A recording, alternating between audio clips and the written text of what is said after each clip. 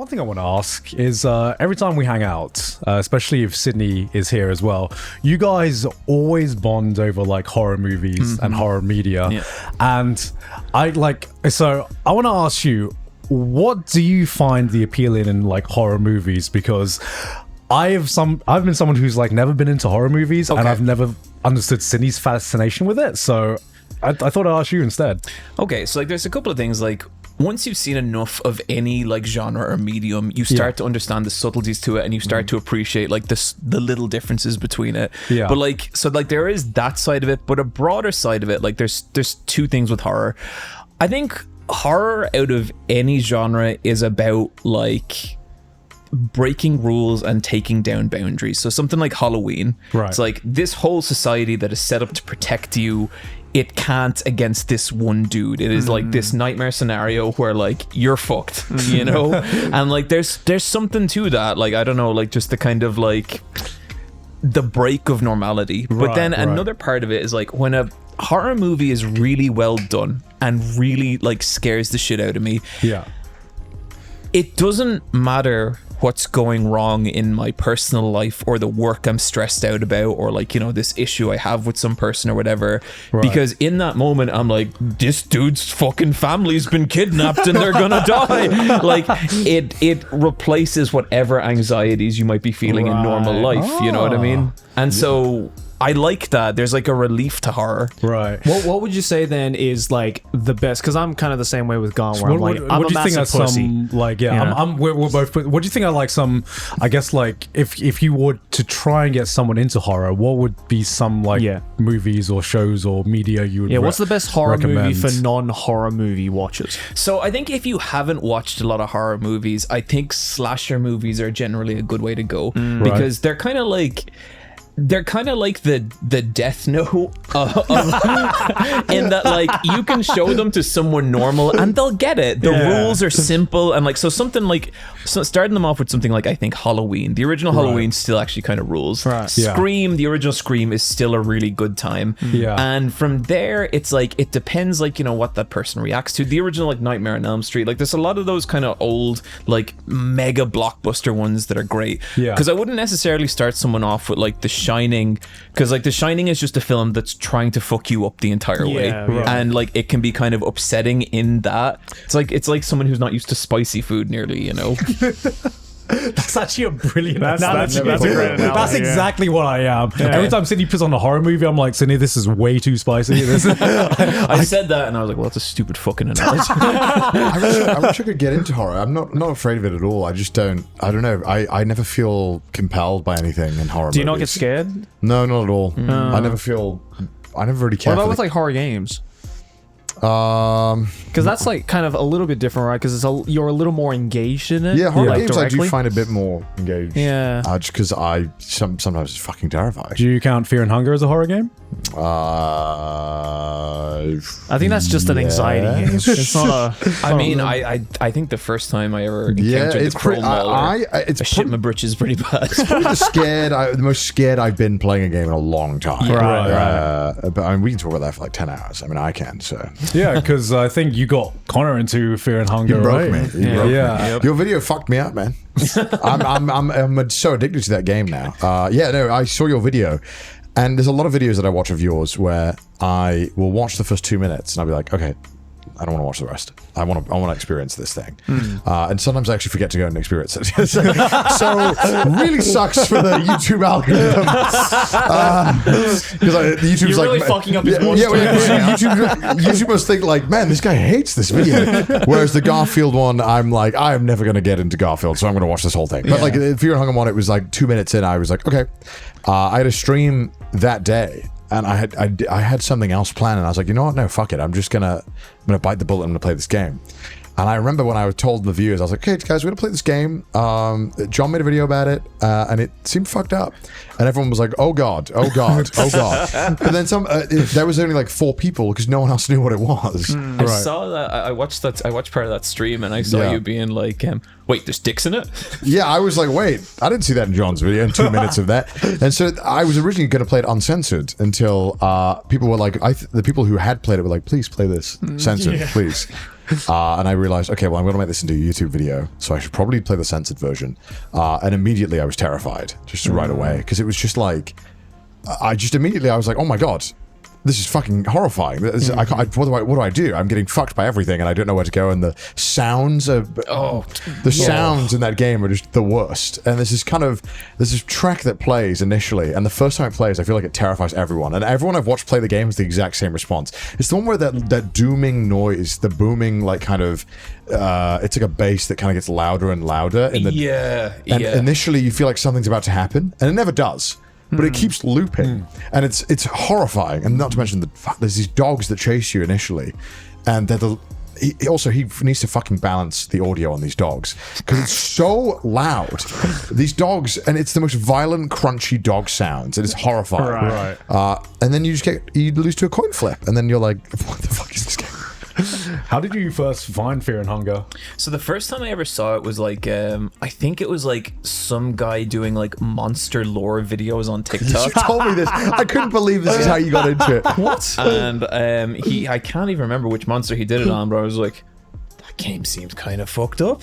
And then like a couple of weeks later, there's this YouTuber like called Madular, and Madular does like a lot of old and weird games. He did a video on RPG Maker games, and he had like a little section on Fear and Hunger, and he's literally like in it.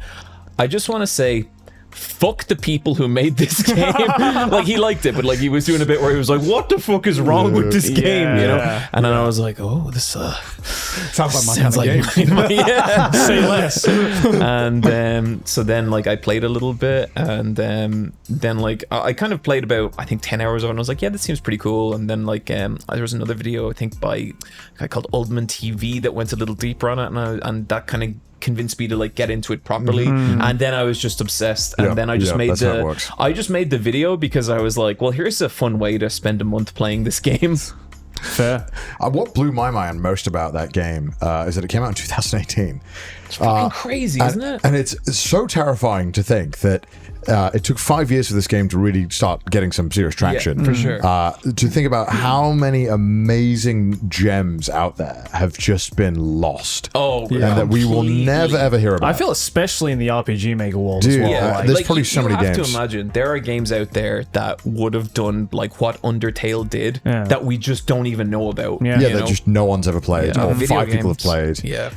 And just because I guess sometimes you just need the right person to see it to start that chain reaction, right? For sure.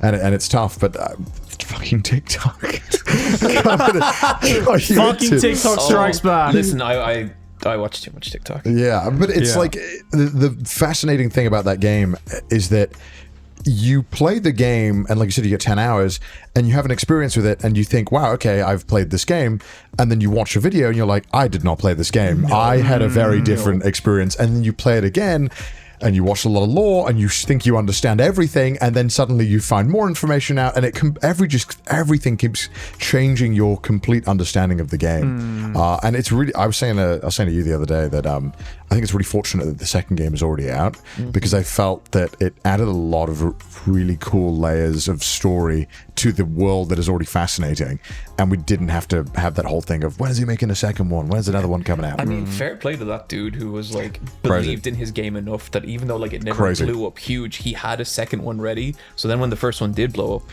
it's crazy. I loved your the one thing that you said that sold me on it was that it was only popular in Russia, and I was like, that's how you know it's fucked up. Yeah, I was like, oh, it must be messed up. That's how, because they only like fucked up shit. And yeah, I think Undertale meets Berserk was a great way of explaining that to some people. I mean, it wears its inspirations very heavily on its sleeve, which some people criticize. Which I think it sometimes can be valid. But I mean, I think it's that thing though, like, you know, when something is really like reference heavy, and like some people love that, and sometimes it's like, who fucking cares? Like, I get that a little bit. Well, you played the second one. There's a lot more references in the second game than the first game. Yeah, and when you say references, well, references, they're just it's just Jotaro. Yeah, Jotaro is just in the game. Yep. What? I'll show you a picture. Yeah, I'll show you a picture of this. Okay, let me. Well, just like the model of Jotaro is in the game. Like, is he a playable character or what? How Okay, let me. This guy. This is Marco from. Oh my fucking god, that's Jotaro. And he uses his fists only. This is him. Oh my god. And there's also another character who is a goat, and that's him. God. And then there's you can type in Fear and Hunger Levi, and you can see Levi. Holy shit. He looks a little bit like Levi. He's not. I think Jotaro is the obvious one. No, but this one's kind of giving the vibe. Yeah, but the second game is set in the Termina festival that has a moon that comes closer to the Earth. Really? And obviously, it's crazy because it does have all this stuff. It doesn't feel crazy though. It doesn't feel like anything else. Right. Like it actually does feel pretty cohesive when you're playing it. It's super weird, because like that. And then there's also like the herbs. You mix red and blue herbs to make healing potions, like in Resident Evil. And there's so many things that feel slightly familiar, but it somehow makes it feel so fitting, and it doesn't feel that way at all. And my god, does it have just some of the coolest fucking lore of any game I've ever played. Oh yeah, totally. Super cool. Is there any other like horror movies or things that have like stood out to you that you've watched recently? Oh man, I watched a film called, I think, Soft and Quiet recently, and it was like, even by my standards, it was like, probably shouldn't have watched that. I guess if you like extreme horror, it's one of them. I don't even want to get into it. But yeah, even I have my limits. And I felt bad because I was like, Michelle, do you want to watch it? And like she's learned to that was fucked up. It's really fucked up, and it deals with some pretty awful shit. Yeah. But it's an interesting. Well, I'd never seen that before, put it that way. The like to dislike ratio. Yeah. What do you? Because there are a lot of horror movies. Because I've seen these YouTube videos that are like top 10 most extreme horror movies, like horror movies that maybe go a bit too far. How do you, what do you think makes a horror movie that like? How do you kind of dance that line? So of not going I would too say far? I think the idea of extreme horror movies gets it's a good way to get clicks and stuff. But what I'd say is I've been watching horror movies a long time, and to me, I don't really give a shit if a movie is extreme. I care if it's doing interesting things. Because you can make stuff that's not that gory and not that kind of bloody or anything. Yeah. The Shining doesn't even really have any violence in it. There's no point where anyone hurts another person in The Shining, There's a lot of fucking weird stuff, and that's the kind of stuff I really love. Yeah, I mean, I think the only one I've enjoyed recently, I don't even know if this counts as a horror. I think it might be more a thriller, but what's it called again? It's like The Chef or The Table or something. The Menu, I think The it's called. Menu, that's it. The chef. The table. The table. He's got something cooking. Let him cook. Who let this man cook? Do you guys want to write this movie when we're doing The chef. Just recreating the table, but it's There's just a movie called Chef Gone. There is a movie called Chef. That's probably why I thought of that. It is not a horror movie. Yeah, I mean, I just thought it was a really interesting concept, and it's kind of like a satire on the fine dining culture. I liked it. And it was just very well acted, Yeah, it was fun. I've noticed that it's been on every single plane I've ever been on. The menu is on every single viewable device known Really? to man. I don't know why. I think people are just watching it from there. Yeah. It was really good. I mean, I liked it. I wouldn't. For me, that didn't feel like horror though, in a weird way, I suppose. Yeah. I mean, it definitely. I don't know if it was a horror or a thriller. It very because maybe because it wasn't very gory. That's to me. It's still Not a fan of gore. It's still unnerved me, which is what I like with the types of horror movies I like when it's unnerving. Same thing I was gonna say, where it's if it's interesting, it's interesting. right. But I wouldn't just be what happens Recent horror movie I watched, I guess, or maybe it's more of a thriller, was the new Ari Aster film, Boiis Afraid. I haven't seen that yet. It's fucking weird. That is the only thing I've heard about it. It's weird, and it's 3 hours. It's 2.5 hours. It's one of the weirdest films I've ever seen, but it's almost amazing. It's one of those films where it's it completely depends on the mood, where it's you can watch it and be this is just nonsense horse shit, or it could be this is absolute masterpiece. Yeah. I've always preferred horror when it's more of a kind of human element to it and more of a kind of relationships and how that could be construed into horror. Like the psychological aspect, Yeah, right? yeah, totally. I think Totally. I'm trying to think of some examples, but I can't off the top of my head. But yeah, I'd much prefer that as opposed to fucking ghost that haunts you and turns you into a zombie What sometimes. if there was a ghost with a gun? Basically, you like the ones where it's like, and humans were the real monsters all along. I just like Damn it again. Yeah, I mean, I just like it when it's like unintentional or like it's like, it's just horrific because it's kind of like, wow, we are kind of fucked up, aren't we? We do kind of occasional fucked up stuff. Yeah. Like the more like believable shit, you mean? Right? Like The Invisible Man, I thought was pretty good. In terms of like the possessiveness of an ex-boyfriend who is fucking psychotic and how that could. Obviously, you use the invisible way as a kind of tool to kind of push it forward, but like you can kind of understand that is still pretty scary if he's not invisible. Yeah, he was terrifying when he was invisible, and the idea and the thought of, and I just loved how. It's this whole thing of he's invisible, but obviously the horror behind it is that he's just so fucking creepy and intense. But like, I mean, that's the thing about horror. Like, you can like no matter how fucking zany it can be, like someone being invisible, you can ground it in something real, and like that resonates. Yeah, I mean, like I think I have like this soft spot for it's not just horror, but just like low budget films where they have to like make films with a constraint. But this one happens to be a horror. I think Sydney showed me The Invitation. I think where it kind of, without spoiling, it kind of details a guy who got an invitation from a long lost friend who this one who basically is this the one? This might not be the one, actually. I don't know. Maybe I got the fucking name wrong again. It's probably something like The Letter or something. I mean, it came out like 2 years ago, so a year ago, sorry, so it probably is. Okay, so I'm not sure if this is the exact one, but it details a guy got 2 stars. Yeah. Okay, yeah. This looks like it's the one, actually. Yeah. It deals with a more psychological aspect of you get an invitation from someone that you hadn't heard from a long time, and you can tell that something is off, and you can tell that something is wrong, and then there will be this point where the tension builds up, and then like something snaps, and then shit hits the fan, and I fucking love that. So there's another film called I think it's called All My Friends Hate Me, and it's that kind of same thing, but it's basically like the same setup, and it's like this guy shows up to a mansion with I hope we're not talking about the same movie and I haven't got the name wrong.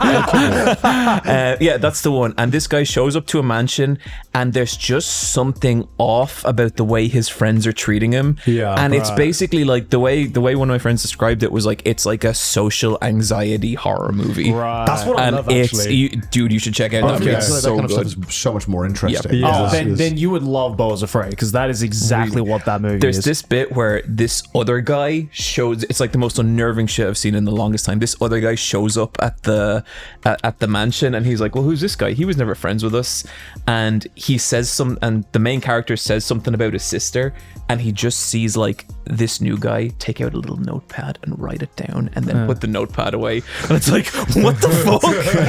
It's great. It's really good. Do you often find that horror sometimes struggles to land an ending? Because it's something I always found that I didn't enjoy with horror films, that often halfway through I felt like they often lose steam when they're kind of the initial interesting concept has to be explored more. Yeah. And it kind of is like, I do find that a lot, and I feel like it clashes with this thing in storytelling where we want explanations, and I think a lot of the times horror is weaker because of explanations. Because like the thing about horror is like a lot of it's like, what if this fucking crazy thing came into your life and you had to deal with it? And if at the end it's like, and then you deal with it, it nearly stops being horror, you know? True. I think one of the best endings to any horror media I've consumed, at least, was probably Soma. It's a video game. Played Soma. You haven't played Soma? Everyone talks about it. Oh my god, that. You talked about this on the podcast once as well, I think. Yeah, that ending like fucked me up. It was kind of like, it was, it kind of alluded to something happening, and then it kind of like flipped it on its head, and and it kind of like that ending is like stuck to me to this day. That's I know what you're talking about, and it is some wild shit. Basically, if you haven't played Soma, I hate horror media, but Soma is 100% something I would recommend you guys play.